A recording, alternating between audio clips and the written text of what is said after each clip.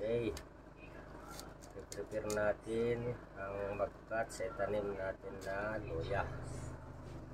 Kung makikita nyo talagang matured siya kasi isang taon bago na-harvesto. Ito ang kagandahan. Wala kang makikita na dehydrate. Ngayon, ito.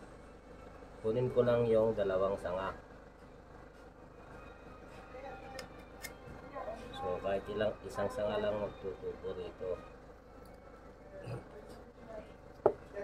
Ito dahil marami, hatiin ko na naman siya. So may dalawa na naman possible na tubuan. Ito may tatlo. So hatiin ko pa rito, marami pa yan.